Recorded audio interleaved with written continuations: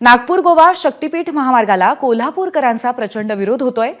या पार्श्वभूमीवरती शक्तीपीठ महामार्ग कोकणाकडे कसा नेता येईल यासाठी पर्यायी संरेखन करण्याचा निर्णय घेतलाय।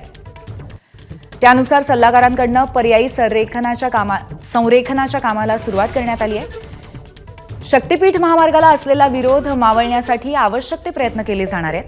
विरोध मावळला नाही तरच पर्यायी संरेखनानुसार महामार्ग कोकणात नेण्याचा अंतिम निर्णय घेण्यात येईल अशी MSRDCची भूमिका आहे। लवकरच जमीन मोजणीला सुरुवात करून अधिग्रहणाची प्रक्रिया सुरू होईल।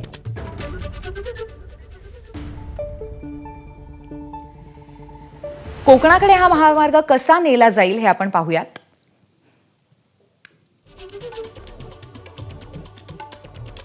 महामार्गासाठी 12 जिल्ह्यातल्या 9300 हेक्टर जागा अधिग्रहित कराव्या लागतील।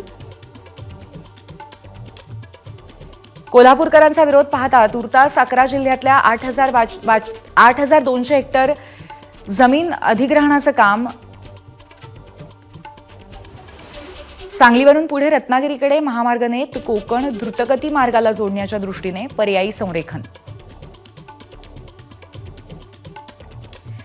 पर्यायी संरेखनानुसार काम झाल्यास गोव्यापासून काही अंतरावरील पत्रादेवीच्या अलीकडे महामार्ग संपेल। ABP माझा, उघडा डोळे बघा नीट।